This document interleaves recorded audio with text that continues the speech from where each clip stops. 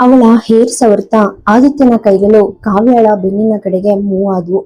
ಅವನು ಬ್ಲೌಸ್ ನೂಲನ್ನ ತನ್ನ ಬೆರಳುಗಳಲ್ಲಿ ಸಿಲುಕಿಸಿ ತುಂಬಾ ಫೋರ್ಸ್ ಆಗಿ ಎಳ್ದ. ಕಾವ್ಯಳನ್ನ ಬೆಡ್ ಮೇಲೆ ಮಲಗಿಸಿ ಅವಳ ಮೇಲೆ ಲೀನ್ ಆದ. ಕಾವ್ಯ ಫುಲ್ ಕೋಪದಿಂದ ಅವನನ್ನ ನೋಡ್ತಾ ಅಂದ್ಲು, ನನ್ನಿಂದ ದೂರ ಹೋಗು ಆದಿತ್ಯ. ಅವಳು ಅಲ್ಲಿಂದ ಎದ್ದೋಳಕ್ಕೆ ಟ್ರೈ ಮಾಡಿದ್ಲು, ಆದ್ರೆ ಅದು ಕಂಪ್ಲೀಟ್ ಆಗಿ ಇಂಪಾಸಿಬಲ್ ಆಗಿತ್ತು. ಆದಿತ್ಯ ಅವಳನ್ನ ಬೆಡ್ಗೆ ಬಿಗಿಯಾಗಿ ಒತ್ತಿ ಹಿಡಿದು ತನ್ನ ಕಾಲ್ಗಳಿಂದ ಅವಳನ್ನ ಲಾಕ್ ಮಾಡ್ದ. ಕಾವ್ಯ ಏನೋ ಹೇಳೋಕ್ ಬಂದ್ಲು.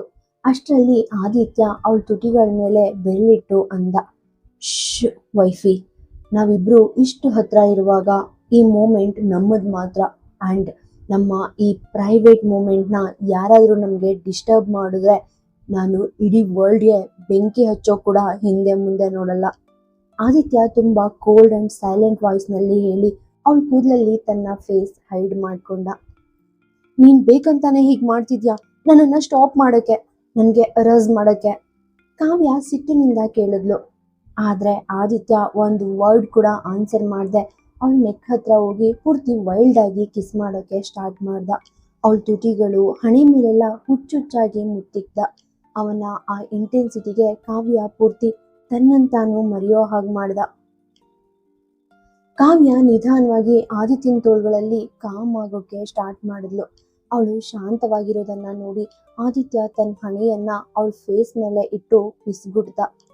ನನ್ನನ್ನ ಇಗ್ನೋರ್ ಮಾಡೋದು ನಿನ್ ಕಂಟ್ರೋಲ್ಗೆ ಮೀರಿದ ವಿಷಯ ವೈಫಿ. ಅವನು ಅವಳ ತುಟಿಗಳಿಗೆ ಫುಲ್ ಫ್ಯಾಷನೇಟ್ ಆಗಿ ಮುತ್ತಿಡೋಕೆ ಶುರು ಮಾಡ್ದ. ಅವಳ ಸೀರೆಯ ಸೆರಗನ್ನ ಸವರ್ತಾ ತನ್ನ ಆರ್ಮ್ಸ್ ನಲ್ಲಿ ಅವಳನ್ನ ಬಿಗಿಯಾಗಿ ಹಿಡ್ಕೊಂಡ. ಕೆಲವು ನಿಮಿಷಗಳ ನಂತರ ಕಾವ್ಯ ಆದಿತ್ಯನ ತೋಳುಗಳಲ್ಲಿ ಬೆಡ್ಶೀಟ್ ಸುರುಳಿ ಸುತ್ಕೊಂಡು ಮಲಗಿದ್ಲು. ಆದಿತ್ಯ ಅವಳನ್ನ ಹಗ್ ಮಾಡ್ಕೊಂಡೆ ಸೀಲಿಂಗ್ ಕಡೆ ಇರೋ ಆ ಝೂಮರ್ನ ತುಂಬಾ ಸೀರಿಯಸ್ ಆಗಿ ನೋಡ್ತಿದ್ದ. ಕಾವ್ಯ ತನ್ನ ತಲೆಯನ್ನ ಅವನ ಎದೆ ಮೇಲೆ ಇಟ್ಕೊಂಡು ಅವನ ಆರ್ಮ್ಸ್ ನಲ್ಲಿ ಸಿಲುಕಿಕೊಂಡೆ ತುಂಬಾ ಲೋ ವಾಯ್ಸ್ ನಲ್ಲಿ ಕಂಪ್ಲೇಂಟ್ ಮಾಡಿದ್ಲು, ಯಾಕೆ ಆದಿತ್ಯ ಇದನ್ನೆಲ್ಲ ಮಾಡ್ತಿದ್ಯಾ, ಅಂಡ್ ಇದೆಲ್ಲ ಯಾಕೀಗ. ಯಾವುದೇ ಎಮೋಷನ್ಸ್ ಇಲ್ಲದೆ ಆದಿತ್ಯ ಅವಳ ಹೇರ್ ಮುದ್ದಿಸ್ತಾ ಅಂದ, ನನ್ನೊಳಗಡೆ ಒಂದು ದೊಡ್ಡ ಫ್ಲಡ್ ಕ್ರಿಯೇಟ್ ಆಗ್ತಿತ್ತು. ಅದು ಎವ್ರಿ ಟೈಮ್ ನನ್ನನ್ನೇ ಮೀರಿಸುತ್ತೆ. ಸ್ಪೆಷಲಿ ನೀನು ಬೇರೆಯವರಿಗೋಸ್ಕರ ನನ್ನನ್ನು ಇಗ್ನೋರ್ ಮಾಡಿದಾಗ್ಲಂತೂ ನಾನು ಕಂಟ್ರೋಲ್ ತಪ್ಪಿಬಿಡ್ತೀನಿ. ಹೀಗೆ ಹೇಳ್ತಾ ಅವನು ಮತ್ತೆ ತಿರುಗಿ ಕಾವ್ಯ ಮೇಲೆ ಲೀನ್ ಆದ. ಅವಳ ಹಣೆಯಲ್ಲಿದ್ದ ಆ ಕೆಂಪು ಕುಂಕುಮ ಈಗ ಫೇಸ್ ಮೇಲೆಲ್ಲ ಸ್ಪ್ರೆಡ್ ಆಗಿತ್ತು. ಕಣ್ಣಲ್ಲಿರೋ ಕಾಸಲ್ ಕೂಡ ಚದರಿ ಹೋಗಿತ್ತು.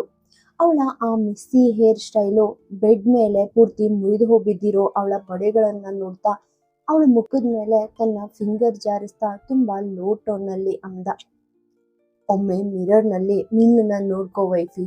ನಿನ್ನ ಹಾರ್ಟ್ನಲ್ಲಿ, ನಿನ್ನ ಬಾಡಿಯಲ್ಲಿ ಆ್ಯಂಡ್ ನಿನ್ನ ಸೋಲ್ನಲ್ಲೂ ಕೇವಲ ನನ್ನ ಪ್ರೆಸೆನ್ಸ್ ಮಾತ್ರ ಫೀಲ್ ಮಾಡು. ಆಮೇಲೆ ಅವಳ ಫೋರೆಡ್ ಮೇಲೆ ತುಂಬಾ ಪ್ರೀತಿಯಿಂದ ಮುತ್ತಿಟ್ಟು ಅಂದ, ನಿನ್ನೆ ರಾತ್ರಿ ಪೂರ್ತಿ ನೀನು ನಿದ್ದೆ ಮಾಡಿಲ್ಲ ಆ್ಯಂಡ್ ಈಗಲೂ ನೀನು ತುಂಬ ಟಯರ್ಡ್ ಆಗಿದ್ಯಾ. ಸೊ ಇವತ್ತು ಮನೇಲೇ ಇದ್ದು ಕಂಪ್ಲೀಟ್ ಆಗಿ ರೆಸ್ಟ್ ತಗೋ. ಹೀಗೆ ಹೇಳಿ ಅವನು ಅಲ್ಲಿಂದ ಹೊರಡೋಕೆ ರೆಡಿ ಆದ. ನಾನು ನಿನ್ನ ಪ್ರತಿಯೊಂದು ಮಾತನ್ನು ಪಾಲಿಸೋಕೆ ನಿನ್ನ ಸ್ಲೇವ್ ಅಲ್ಲ, ನಾನು ನನ್ನ ಓನ್ ಇಚ್ಛೆಯ ಪ್ರೇಯಸಿ. ಕಾವ್ಯ ಹೇಳ್ತಾನೆ ಇದ್ಲು. ಆದ್ರೆ ಆದಿತ್ಯ ಬೆಡ್ ಮೇಲಿಂದ ಎದ್ದು ಅದೆಲ್ಲವನ್ನ ಇಗ್ನೋರ್ ಮಾಡಿ ವಾಶ್ರೂಮ್ ಒಳಗೆ ಹೋದ. ನನಗೆ ಇವತ್ತು ಆದಿತ್ಯ ಕಶ್ಯಪ್ ಜೊತೆ ಒಂದು ಇಂಪಾರ್ಟೆಂಟ್ ಮೀಟಿಂಗ್ ಇದೆ. ಆ ಪ್ರಾಜೆಕ್ಟ್ ಖಂಡಿತವಾಗಿಯೂ ಕಂಪ್ಲೀಟ್ ಆಗೇ ಆಗುತ್ತೆ ಆ್ಯಂಡ್ ಅದು ಕೂಡ ಅದ್ವೈತ್ ಕಶ್ಯಪ್ ಜೊತೆ ಮಾತ್ರ. ಬೆಡ್ಶೀಟ್ ಸುತ್ಕೊಂಡು ಎದ್ದೊಳಕ್ಕೆ ಟ್ರೈ ಮಾಡ್ತಾ ಕಾವ್ಯ ಜೋರಾಗಿ ಕಿರ್ಚ್ತಿದ್ಲು. ಅವಳ ವಾಯ್ಸ್ ವಾಶ್ರೂಮ್ ಒಳಗಿರೋ ಆದಿತ್ಯನ್ಗೆ ಕೇಳಿಸ್ಲಿ ಅನ್ನೋದೇ ಅವಳ ಇಂಟೆನ್ಷನ್ ಆಗಿತ್ತು. ಅವಳ ಬಾಯಿಂದ ಅದ್ವೈತ್ ಹೆಸರು ಮತ್ತೆ ಮತ್ತೆ ಕೇಳಿ ಆದಿತ್ಯನ್ಗೆ ಸಿಟ್ಟು ಬಂತು. ಅವನು ಜಸ್ಟ್ ಒಂದು ಟವಲ್ ಸುತ್ಕೊಂಡು ವಾಶ್ರೂಮ್ನಿಂದ ಹೊರಗೆ ಬಂದು ಕಾವ್ಯಾಳನ್ನ ಬೆಡ್ ಮೇಲೆ ಹಿಂದಕ್ಕೆ ತಳ್ದ. ಪೂರ್ತಿ ಕೋಲ್ಡ್ ವಾಯ್ಸ್ನಲ್ಲಿ ಅವಳ ಮೇಲೆ ಲೀನ್ ಆಗಿ ಅಂದ, ನೀನ್ ಬೇಕಂತಾನೆ ನನ್ನನ್ನು ಪ್ರೊವೋಕ್ ಮಾಡ್ತಿದ್ಯಾ. ನನ್ನ ವೈಫ್ ಇನ್ನೂ ಸ್ಯಾಟಿಸ್ಫೈ ಆಗಿಲ್ಲ ಅನ್ಸುತ್ತೆ. ಆದಿತ್ಯನ ಈ ಮಾತು ಕೇಳಿ ಕಾವ್ಯ ಫುಲ್ ಕೋಪದಿಂದ ಅವನನ್ನ ತನ್ನಿಂದ ದೂರ ತಳ್ಳಿದ್ಲು. ನನ್ನನ್ನು ಬಿಡು, ನನ್ಗೆ ಆಲ್ರೆಡಿ ತುಂಬಾ ಲೇಟ್ ಆಗಿತ್ತಿದೆ. ಆದಿತ್ಯ ಅವಳ ಮುಖದ ಹತ್ರ ಹೋಗಿ ತುಂಬಾ ಥ್ರೆಟನಿಂಗ್ ಟೋನ್ನಲ್ಲಿ ಅಂದ, ಈ ಕಂಡೀಷನ್ನಲ್ಲಿ ನೀನ್ ಎಲ್ಲಿಗೆ ಆ್ಯಂಡ್ ಹೇಗೆ ಹೋಗ್ತೀಯ ವೈಫಿ, ಸುಮ್ಮನೆ ರೆಸ್ಟ್ ತಗೋ. ಹೀಗೆ ಹೇಳ್ತಾ ಅವನು ಬಾಗಿ ಅವಳ ತುಟಿಗಳಿಗೆ ಒಂದು ಕಿಸ್ ಕೊಟ್ಟ. ಅದ್ವೈತ್ ಕಶ್ಯಪ್ ಜೊತೆಗಿನ ನಿನ್ನ ಈ ಅನ್ಕಂಪ್ಲೀಟ್ ಇನ್ಕಂಪ್ಲೀಟ್ ಮೀಟಿಂಗ್ನ ನಾನು ಕಂಟಿನ್ಯೂ ಮಾಡ್ತೀನಿ. ಅವಳು ಹೇರ್ ಮುದ್ದಿಸ್ತಾ ಅಂದ. ಡೋಂಟ್ ವರಿ, ನಾನಿರೋವರೆಗೂ ನೀನು ಯಾವುದೇ ಪ್ರಾಜೆಕ್ಟ್ ಸ್ಟಾಪ್ ಆಗಲ್ಲ. ಹೀಗೆ ಹೇಳ್ತಾ ಅವನು ಮತ್ತೆ ವಾಶ್ರೂಮ್ ಕಡೆ ಹೋದ. ಡೋರ್ ಹತ್ರ ನಿಂತು ಅಂದ, ನನ್ನ ಬಗ್ಗೆನೇ ಥಿಂಕ್ ಮಾಡ್ತಾ ಇರು ವೈಫಿ. ಅವನು ಚೇಷ್ಟೆಯ ಸ್ವರದಲ್ಲಿ ಹೇಳಿ ಕಾವ್ಯಗೆ ಒಂದು ಫ್ಲೈಯಿಂಗ್ ಕಿಸ್ ಕೊಟ್ಟು ಒಳಗೆ ಹೋದ. ಅಷ್ಟರಲ್ಲಿ ಕಾವ್ಯ ವಾಶ್ರೂಮ್ ಡೋರ್ ಹತ್ರ ಹೋಗಿ ಜೋರಾಗಿ ಕಿರ್ಚಿದ್ಲು. ನಾನು ನಿನ್ ಕೈಗೊಂಬೆ ಅಲ್ಲ, ನೀನ್ ಯಾವ ರಾಗಕ್ಕೆ ಕುಣಿಸಿದ್ರು ಕುಣಿಯೋದಕ್ಕೆ. ನಾನೇನು ಡಾಲ್ ಅಂತ ಅನ್ಕೊಂಡಿದ್ಯಾ? ಪ್ರಾಜೆಕ್ಟ್ ಸ್ಟಾಪ್ ಮಾಡೋಕೆ ನೀನ್ ಯಾರು? ನಿನ್ನ ಈ ಡಿಕ್ಟೇಟರ್ಶಿಪ್ ನನ್ನ ಹತ್ರ ನಡೆಯಲ್ಲ. ಹೀಗೆ ಹೇಳ್ತಾ ಅವಳು ಕೋಪದಿಂದ ಅಲ್ಲಿಂದ ಫ್ಲವರ್ ವೇಸ್ ಎಸ್ಲು. ನನ್ನನ್ನ ನಿನ್ನ ಆ ಹಳೆಯ ಮುಗ್ಧ ಕವನ ತರ ಅಂತ ಮಿಸ್ಅಂಡರ್ಸ್ಟ್ಯಾಂಡ್ ಮಾಡ್ಕೋಬೇಡ. ನಾನು ಕಾವ್ಯ ಆದಿತ್ಯರಾಜ್, ನಿನ್ನಷ್ಟೇ ಶಬರ್ ನಾನು. ಈ ಪ್ರಾಜೆಕ್ಟ್ ಅನ್ನ ನಾನು ನೀನಿಲ್ದೇನೂ ಮಾಡ್ತೀನಿ, ಅಂಡ್ ಅದು ಅದ್ವೈತ್ ಕಶ್ಯಪ್ ಜೊತೆನೆ. ಕಾವ್ಯ ಬಾತ್ರೂಮ್ ಡೋರ್ ಕಡೆ ಪೂರ್ತಿ ಸಿಟ್ಟಿನಿಂದ ನೋಡ್ತಿದ್ಲು. ಈ ಕಿರ್ಚದ ಮೇಲೆ ಅವಳು ಪೂರ್ತಿ ಸುಸ್ತಾಗಿ ಬೆಡ್ ಮೇಲೆ ಕುಳಿತುಕೊಂಡ್ಲು. ಆದಿತ್ಯ ಡ್ರೆಸ್ಸಿಂಗ್ ರೂಮ್ನಿಂದ ಫುಲ್ ರೆಡಿ ಆಗಿ ಹೊರಬಂದು ಮಿರರ್ ಮುಂದೆ ನಿಂತ್ಕೊಂಡ. ಕನ್ನಡಿ ಮೂಲಕ ಕಾವ್ಯಳನ್ನ ನೋಡ್ತಾ ತನ್ನ ವಾಚ್ ಹಾಕೊಂಡ. ಕಾವ್ಯ ಬೆಡ್ ಮೇಲೆ ಹಾಗೇನೆ ಮಲಗಿದ್ಲು. ನೆಲದ ಮೇಲೆ ಅವಳು ಸೀರೆ ಹರಡಿಕೊಂಡಿತ್ತು. ಅವಳು ಆದಿತ್ಯನನ್ನ ಪೂರ್ತಿ ಶಾಕ್ ಇಂದ ನೋಡ್ತಿದ್ಲು. ಆದಿತ್ಯ ಒಂದು ಇವಿಲ್ ಸ್ಮೈಲ್ ಕೊಟ್ಟು ಅವಳ ಹತ್ರ ಬಂದು ಬೆಡ್ ಮೇಲೆ ಕುಳಿತ. ಅವಳ ಫೇಸ್ ಮೇಲೆ ಬಿದ್ದಿದ್ದ ಕೂದಲನ್ನ ಕಿವಿಯ ಹಿಂದೆ ಸರಿಸ್ತಾ ತುಂಬಾ ಮೋಹಕವಾಗಿ ಅಂದ, ನೀನಿಗೆ ಸೈಲೆಂಟ್ ಆಗಿ ಕೂತಿದ್ದಾಗ ಇನ್ನು ಬ್ಯೂಟಿಫುಲ್ ಆಗಿ ಕಾಣ್ತೀಯ ವೈಫಿ. ಇಷ್ಟ ಹೇಳಿ ಆದಿತ್ಯ ಅವಳ ಫೋರೆಡ್ ಮೇಲೆ ಒಂದು ಮುತ್ತಿಟ್ಟು ಅಲ್ಲಿಂದ ಹೊರ ನಡೆದ. ಅವನ್ ಹೋದ ತಕ್ಷಣ ಕಾವ್ಯ ಕೋಪದಿಂದ ಪಿಲ್ಲೋಗಳನ್ನ ನೆಲಕ್ಕೆಸ್ಲು. ಈಗೇನೇ ಆದ್ರೂ ಸರಿ, ಮಿಸ್ಟರ್ ಕಶ್ಯಪ್ ಅವ್ರ ಫಂಡ್ಸ್ ಅನ್ನೇ ನಾನು ನನ್ನ ಫೌಂಡೇಶನ್ಗೆ ಯೂಸ್ ಮಾಡ್ತೀನಿ. ಇದನ್ನ ಯಾರಿಂದನೂ ತಡೆಯೋಕ್ಕಾಗಲ್ಲ. ಕಾವ್ಯ ಪೂರ್ತಿ ಹಠದಿಂದ ಬಾಗ್ಲನ್ನೇ ದಿಟ್ಟಿಸಿ ನೋಡ್ತಿದ್ಲು. ಆದಿತ್ಯ ತನ್ನ ಮೊಬೈಲ್ನಲ್ಲಿ ಇಮೇಲ್ಸ್ ಚೆಕ್ ಮಾಡ್ತಾ ಕೆಳಗಡೆ ಬಂದ. ಮತ್ತೆ ಹಾಲ್ ಸುತ್ತಲೂ ಒಂದ್ಸಲ ಕಣ್ಣು ಹಾಯಿಸ್ದ. ನಂದಿತಾ, ಕರಣ್ ಮತ್ತೆ ಅರವಿಂದ್ ಡೈನಿಂಗ್ ಟೇಬಲ್ ಹತ್ರ ಬ್ರೇಕ್ಫಾಸ್ಟ್ ಮಾಡ್ತಾ ಕುಳಿತಿದ್ರು. ವೀರೇಂದ್ರ ರಾಜ್ ಒಂದ್ ಕಪ್ ಚಹಾ ಇಟ್ಕೊಂಡು ಹಾಲ್ನಲ್ಲಿ ಅತ್ತ ಇತ್ತ ವಾಕಿಂಗ್ ಮಾಡ್ತಿದ್ರು. ಆದಿತ್ಯ ಹಾಲ್ಗೆ ಬಂದ ಸರ್ವೆಂಟ್ಗೆ ನನಗೆ ಸ್ವಲ್ಪ ಕಾಫಿ ತನ್ನಿ ಅಂತ ಸನ್ನೆ ಮಾಡ್ದ. ಆದಿತ್ಯನ ವಾಯ್ಸ್ ಕೇಳಿದ ತಕ್ಷಣ ನಂದಿತಾ ತನ್ನ ಸೀಟಿಂದ ಎದ್ದು ಅಂದ್ಲು, ಬಾ ಮಗ್ನೆ, ನಾನಿವತ್ತು ನಿನ್ಗೋಸ್ಕರ ಆಲೂ ಪರೋಟ ಮಾಡಿದ್ದೀನಿ. ನಿನ್ಗೆ ಚೈಲ್ಡ್ಹುಡ್ ಇಂದನೂ ಇದು ತುಂಬಾ ಇಷ್ಟ ಅಲ್ವಾ? ನಂದಿತಾ ಹೀಗೆ ಹೇಳ್ತಿದ್ದಾಗೆ ಅರವಿಂದ್ ಕರಣ್ನ ನೋಡ್ತಾ ಕಮೆಂಟ್ ಮಾಡಿದ್ರು. ಆದಿತ್ಯ ಏನಾದ್ರೂ ಈ ಆಲೂ ಪರಾಟ ತಿಂದ್ರೆ ಖಂಡಿತ ನಿಮ್ಮಮ್ಮನನ್ನ ತಕ್ಷಣ ರಾಜ್ವಿಲಾದಿಂದ ಹೊರಗಾಕಿಸ್ತಾನೆ ಅಂತ ಅವಳಿಗೆ ಹೇಳು. ಸೊ ಈ ಡಿಲಿಷಿಯಸ್ ಫುಡ್ ನಮ್ಗೆ ಮಾತ್ರ ಇರ್ಲಿ. ಅರವಿಂದ್ ಆ ಅರ್ಧ ಸುಟ್ಟಿರೋ ಪರಾಟವನ್ನ ನೋಡ್ತಾ ವ್ಯಂಗ್ಯವಾಗಿ ಹೇಳಿದ್ರು. ಆದ್ರೆ ಆದಿತ್ಯ ಅವ್ರನ್ನ ಕಂಪ್ಲೀಟ್ ಆಗಿ ಇಗ್ನೋರ್ ಮಾಡಿ ಸೋಫಾ ಮೇಲೆ ಕುಳಿತುಕೊಂಡ. ನಂದಿತಾ, ನೀನು ಕೇಳಿಸ್ಲಿಲ್ವಾ ಅನ್ನೋ ತರ ಮುಖ ಮಾಡಿದ್ರೆ ಆದಿತ್ಯ ಅವಳನ್ನ ನೋಡಿ ಜಸ್ಟ್ ಒಂದ್ಸಲ ತಲೆ ಅಲ್ಲಾಡಿಸಿ ಸುಮ್ಮನಾದ. ಆದಿತ್ಯ ಸೋಫಾ ಮೇಲೆ ಕುಳಿತಿದ್ದ. ಅವನ್ ಕಣ್ಗಳು ಮೊಬೈಲ್ ಫೋನ್ ಮೇಲೆ ನೆಟ್ಟಿದ್ರು ಅವನ್ ಲುಕ್ ಮಾತ್ರ ಯಾರನ್ನೋ ಹುಡುಕ್ತಿರೋ ಹಾಗೆ ಇತ್ತು. ವೀರೇಂದ್ರ ರಾಜ್ ಅವನ್ ಪಕ್ಕದಲ್ಲೇ ಬಂದ್ ಕುಳಿತರು. ನೀನ್ ಯಾರನ್ನ ಹುಡುಕ್ತಾ ಇದೆಯೋ ಆ ವ್ಯಕ್ತಿ ಕಳೆದ 2 ದಿನಗಳಿಂದ ತನ್ನ ರೂಮಿಂದ ಆಚೆಗೆನೆ ಬಂದಿಲ್ಲ ಅಂದ್ರು. ನಾನ್ ಯಾರನ್ನೂ ಹುಡುಕ್ತಿಲ್ಲ, ಜಸ್ಟ್ ಕಾಫಿಗಾಗಿ ವೇಟ್ ಮಾಡ್ತಿದ್ದೀನಿ ಅಷ್ಟೇ. ಆದಿತ್ಯ ವೀರೇಂದ್ರ ರಾಜ್ ಅವರ ಮಾತಿಗೆ ತುಂಬಾ ಕ್ಯಾಶುಯಲ್ ಆಗಿ ರಿಪ್ಲೈ ಕೊಟ್ಟ. ವೀರೇಂದ್ರ ರಾಜ್ ಸರ್ವೆಂಟ್ ಕಡೆ ನೋಡಿ ಒಂದ್ ಸಣ್ಣ ಸ್ಮೈಲ್ ಕೊಟ್ರು. ಈಗೋ ನಿನ್ ಕಾಫಿ ಇಲ್ಲಿಗೆ ಬಂದಿದೆ. ಆದಿತ್ಯ ಸೋಫಾ ಮೇಲೆ ಫುಲ್ಲು ಸ್ಟೈಲಿಶ್ ಆಗಿ ಕುಳಿತು ಒಂದ್ ಕೈಯಲ್ಲಿ ಫೋನ್ ಸ್ಕ್ರೀನ್ ಸ್ಕ್ರಾಲ್ ಮಾಡ್ತಾ ಇನ್ನೊಂದ್ ಕೈಯಲ್ಲಿ ಕಾಫಿ ಸಿಪ್ ಮಾಡ್ತಾ ಕುಳಿತಿದ್ದ. ಅಷ್ಟರಲ್ಲಿ ಕಾವ್ಯ ಮೆಟ್ಲುಗಳನ್ನ ಇಳಿದು ಕೆಳಗ್ ಬಂದ್ಲು. ಶುಭೋದಯ ಗುರುಜಿ ಅಂತ ಹೇಳಿದ್ಲು. ಕಾವ್ಯ ಕೆಳಗ್ ಬರ್ತಿರೋದನ್ನ ನೋಡಿ ನಂದಿತಾ ಅವಳನ್ನ ದಿಟ್ಟಿಸಿ ನೋಡಿದ್ಲು. ಕರಣ್ ಅವಳ ಆ ಬ್ಯೂಟಿನ ನೋಡಿ ಒಂದ್ ಕ್ಷಣ ಮಿಸ್ಮರೈಸ್ ಆದ್ರು ಆದಿತ್ಯನನ್ನ ನೋಡಿ ಕೂಡ್ಲೆ ಮೈಂಡ್ ಶಾಂತಗೊಳಿಸ್ಕೊಂಡ. ಕಾವ್ಯ ತುಂಬಾನೇ ಟಯರ್ಡ್ ಆಗಿರೋದನ್ನ ನೋಡಿ ವೀರೇಂದ್ರ ರಾಜ್ ತುಂಬಾ ವರಿಯಿಂಗ್ ವಾಯ್ಸ್ನಲ್ಲಿ ಕೇಳಿದ್ರು. ಏನಾಯ್ತು ಮಗಳೇ, ನೀನಿವತ್ತು ಆಫೀಸ್ಗೆ ಹೋಗ್ತಿಲ್ವಾ? Are you okay? ನಾನ್ ಚೆನ್ನಾಗಿದ್ದೀನಿ ಗುರುಗಳೇ, ಜಸ್ಟ್ ಸ್ವಲ್ಪ ದಣವಾಗಿದೆ ಅಷ್ಟೆ. ಒಂದ್ ಸಣ್ಣ ಬ್ರೇಕ್ ತಗೊಂಡು ರೆಸ್ಟ್ ಮಾಡಿದ್ರೆ ರಿಲ್ಯಾಕ್ಸ್ ಆಗುತ್ತೆ. ವೀರೇಂದ್ರ ರಾಜ್ ಟೆನ್ಷನ್ ಮಾಡ್ಕೊಳ್ತಿರೋದನ್ನ ನೋಡಿ ಕಾವ್ಯ ಅವರನ್ನ ಕನ್ವಿನ್ಸ್ ಮಾಡ್ತಾ ಸೈಡ್ ಇಂದ ಆದಿತ್ಯನ ಕಡೆ ನೋಡಿದ್ಲು. ಕಾವ್ಯ ತನ್ನನ್ನೇ ನೋಡ್ತಿದ್ದಾಳೆ ಅಂತ ಆದಿತ್ಯನ್ಗೆ ಫೀಲ್ ಆಯ್ತು. ಅವನು ತಣ್ಣನೆಯ ಧ್ವನಿಯಲ್ಲಿ ಅಂದ, ನೀನು ಬೆಳಿಗ್ಗೆಯಿಂದ ಸಂಜೆವರೆಗೆ ಹೀಗೆ back to back meetings attend ಮಾಡಿದ್ರೆ ನಿನ್ ಹೆಲ್ತ್ ಖಂಡಿತವಾಗಿಯೂ ಸ್ಪಾಯ್ಲ್ ಆಗುತ್ತೆ. ಆ ಮೀಟಿಂಗ್ಗಳ ಸಂಖ್ಯೆಯನ್ನ ಸ್ವಲ್ಪ ಕಡಿಮೆ ಮಾಡು. ಆವಾಗ ನಿನ್ನ ಆರೋಗ್ಯ ತಾನಾಗಿಯೇ ಇಂಪ್ರೂವ್ ಆಗುತ್ತೆ. ಇಲ್ಲಾಂದ್ರೆ ಇನ್ನೂ ವರ್ಸ್ಟ್ ಆಗೋ ಚಾನ್ಸಸ್ ಇದೆ. ಆದಿತ್ಯ ಅವಳ ಓರೆ ನೋಟಕ್ಕೆ ಪೂರ್ತಿ ಕೋಲ್ಡ್ ಆಗಿ ರಿಪ್ಲೈ ಕೊಟ್ಟ. ಅದಾದ್ಮೇಲೆ ಅವನು ಮತ್ತೆ ತನ್ನ ಫೋನ್ನಲ್ಲಿ ಬ್ಯುಸಿ ಆದ. ಕಾವ್ಯ ಅವನಿಗೆ ಅಲ್ಲೇ ಸರಿಯಾದ ಆನ್ಸರ್ ಕೊಡ್ಬೇಕು ಅನ್ಕೊಂಡ್ಲು. ಆದ್ರೆ ಹಾಲ್ನಲ್ಲಿ ಎಲ್ಲರೂ ಇರೋದನ್ನ ನೋಡಿ ಸುಮ್ಮನಾದ್ಲು. ಅವಳು ಆದಿತ್ಯನನ್ನ ತನ್ನ ಕಣ್ಗಳಿಂದಲೇ ಸುಟ್ಟು ಹಾಕುವಷ್ಟು ಕೋಪದಿಂದ ಅವನನ್ನೇ ದಿಟ್ಟಿಸಿ ನೋಡೋಕೆ ಸ್ಟಾರ್ಟ್ ಮಾಡಿದ್ಲು. ಕೋಪವನ್ನ ಕಂಟ್ರೋಲ್ ಮಾಡಿ ಅವಳು ತನ್ನ ಫೇಸ್ ಮೇಲೆ ಒಂದು ಫೇಕ್ ಸ್ಮೈಲ್ ತಂದ್ಲು. ನೀವು ಅಷ್ಟೊಂದು ಚಿಂತೆ ಮಾಡೋ ಅವಶ್ಯಕತೆ ಇಲ್ಲ ಮಿಸ್ಟರ್ ಹಸ್ಬೆಂಡ್. ನನ್ನನ್ನ ಹೇಗೆ ನೋಡ್ಕೋಬೇಕು ಅಂತ ನನಗೆ ಚೆನ್ನಾಗಿ ಗೊತ್ತಿದೆ. ಕಾವ್ಯ ಹೀಗೇಳಿ ಆದಿತ್ಯನಿಂದ ಮುಖ ತಿರುಗಿಸಿ ವೀರೇಂದ್ರ ರಾಜ್ ಅವರನ್ನ ನೋಡೋಕೆ ಸ್ಟಾರ್ಟ್ ಮಾಡಿದ್ಲು. ನೀನು ನಿನ್ನನ್ನ ನೀನೇ ಕೇರ್ ಮಾಡ್ಕೊಳ್ಳೋಕೆ ಸಾಧ್ಯ ಆಗಿದ್ರೆ ನಾನು ಬೆಳ್ಳಂಬೆಳಗ್ಗೆ ಅಷ್ಟೊಂದು ಹಾರ್ಡ್ ವರ್ಕ್ ಮಾಡೋ ಅಗತ್ಯ ಇರ್ತಿರ್ಲಿಲ್ಲ. ಆದಿತ್ಯ ಆ ನಾಚಿಕೆ ಇಲ್ಲದ ಡಬಲ್ ಮೀನಿಂಗ್ ವರ್ಡ್ಸ್ ಕೇಳಿ ಕಾವ್ಯ ಪೂರ್ತಿ ಸಿಟ್ಟಿನಿಂದ ಅವನನ್ನ ನೋಡಿದ್ಲು. ರಿಯಲಿ ಇಂಥ ಶೇಮ್ಲೆಸ್ ಪರ್ಸನ್ ನೀನು. ಆದಿತ್ಯನ ಮಾತು ಕೇಳಿ ವೀರೇಂದ್ರ ರಾಜ್ ಏನೋ ಕ್ವೆಶನ್ ಮಾಡೋಕ್ ಹೋದ್ರು. ಅಷ್ಟರಲ್ಲಿ 2 ದಿನಗಳ ನಂತರ ಮಾಧವಿಯವರು ರೂಮ್ನಿಂದ ಹೊರಗೆ ಬರೋದನ್ನ ನೋಡಿ ಎಲ್ಲರೂ ಕಂಪ್ಲೀಟ್ ಆಗಿ ಶಾಕ್ ಆದ್ರು. ಅವರು ಮೊದ್ಲಿನ ತರ ಯಾವುದೇ ಗ್ರ್ಯಾಂಡ್ ಡ್ರೆಸ್ ಹಾಕಿರ್ಲಿಲ್ಲ. ಹಣೆಯಲ್ಲಿ ಕುಂಕುಮ ಇರ್ಲಿಲ್ಲ. ಕುತ್ತಿಗೆಯಲ್ಲಿ ಆ ಮಂಗಳಸೂತ್ರ ಕೂಡ ಇರ್ಲಿಲ್ಲ. ಇಡೀ ಮನೆಯವರು ಅವರನ್ನೇ ಆಶ್ಚರ್ಯದಿಂದ ನೋಡ್ತಿದ್ರು. ಮಾಧವಿಯವರು ಹಾಲ್ಗೆ ಬಂದು ಸರ್ವೆಂಟ್ ಕಡೆ ನೋಡಿ ಯಾವುದೇ ಎಮೋಷನ್ ಇಲ್ಲದೆ ಅಂದ್ರು, ಡ್ರೈವರ್ಗೆ ಕಾರ್ ಬೇಗ ರೆಡಿ ಮಾಡೋಕೆ ಹೇಳು. ಮಾಧವಿಯವರು ಇಷ್ಟು ಹೇಳಿ ನೇರವಾಗಿ ದೇವ್ರ ಮನೆ ಕಡೆ ನಡೆದ್ರು. ಎಲ್ಲರೂ ಕ್ವೆಶನಿಂಗ್ ಕಣ್ಗಳಿಂದ ಅವರನ್ನ ನೋಡ್ತಿದ್ರೆ ಆದಿತ್ಯನ ಕಣ್ಗಳು ಮಾತ್ರ ಬೇರೇನನ್ನು ಸರ್ಚ್ ಮಾಡ್ತಿದ್ವು. ಮಾಧವಿಯವರು ಕೃಷ್ಣನ ವಿಗ್ರಹದ ಹತ್ರ ದೀಪ ಹಚ್ತಾ ತನ್ನ 2 ಕೈಗಳನ್ನ ಮುಗ್ದು ಅಂದ್ರು, ಧನ್ಯವಾದಗಳು ಮುಕುಂದ. ಸ್ವಲ್ಪ ಲೇಟ್ ಆದ್ರೂ ಸರಿ, ನನಗೆ ಈ ಒಂದು ಧೈರ್ಯ ಕೊಟ್ಟಿದ್ದಕ್ಕೆ ಧನ್ಯವಾದಗಳು. ಹೀಗೆ ಹೇಳ್ತಾ ಅವರು ದೇವ್ರ ಮನೆಯಿಂದ ಹೊರಗೆ ಬಂದ್ರು. ಅಷ್ಟರಲ್ಲಿ ಒಬ್ಬ ಸರ್ವೆಂಟ್ ಅವ್ರ ಹತ್ರ ಬಂದು ಅಂದ್ಲು, ಮೇಡಮ್ ಕಾರ್ ರೆಡಿ ಆಗಿದೆ.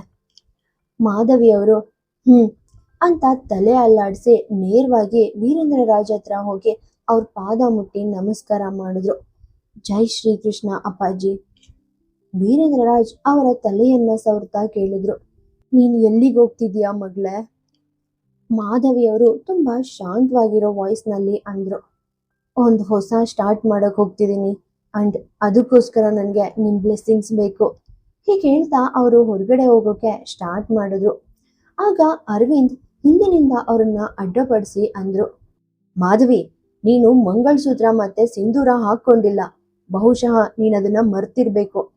ಅರವಿಂದ್ ಹೇಳೋದನ್ನ ಕೇಳಿ ಮಾಧವಿಯವರು ತಮ್ಮ ಹೆಜ್ಜೆ ನಿಲ್ಸಿದ್ರು. ನಾನು ಯಾವುದನ್ನು ಮರ್ತಿಲ್ಲ. ನಾನು ಬೇಕಂತಾನೆ ಅದನ್ನ ಧರಿಸಿಲ್ಲ.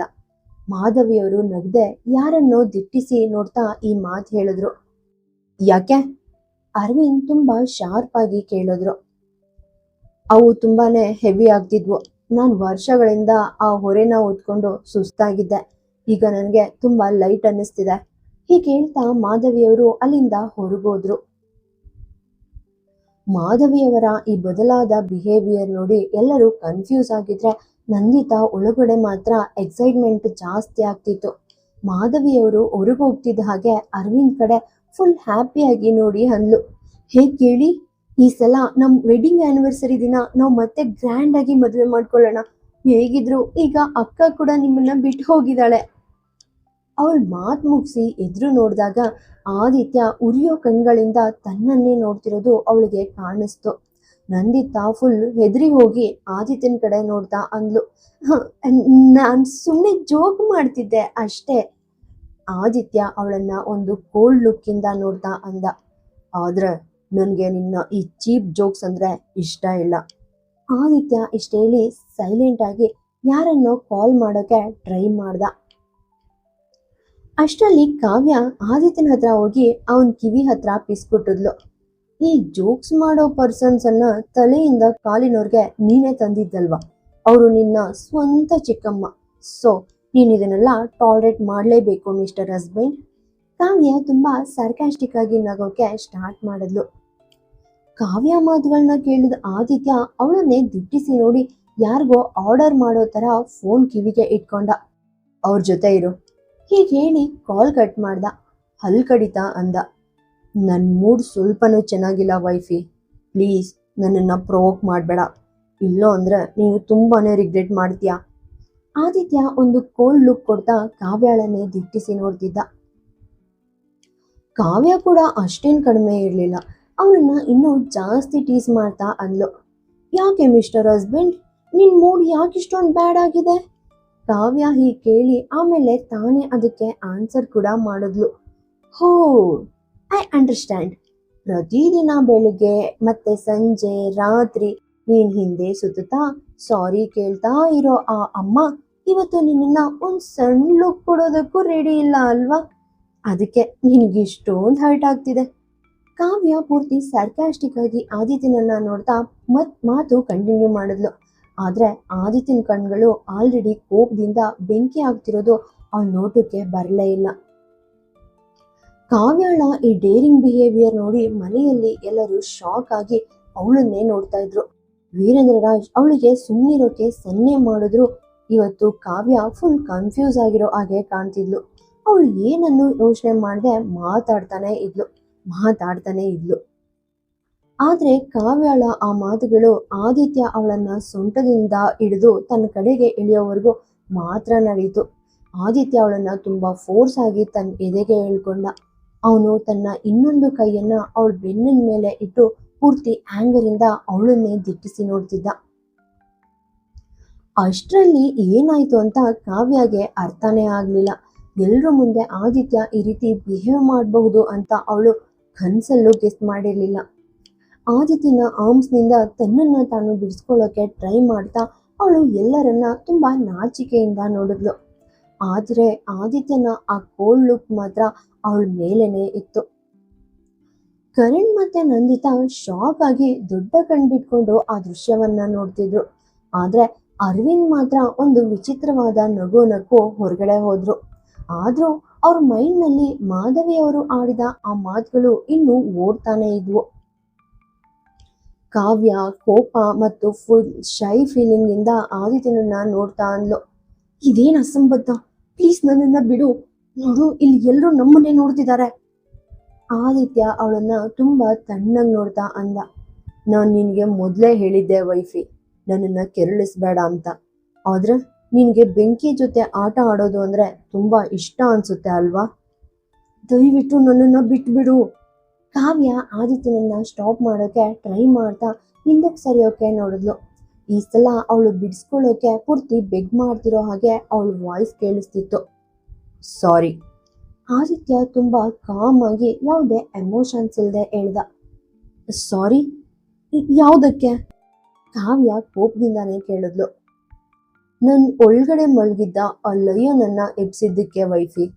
ಆದಿತ್ಯ ಅವಳ ಲಿಪ್ಸ್ ಹತ್ರ ಹೋಗಿ ಕಿಸ್ಕುಡ್ದ.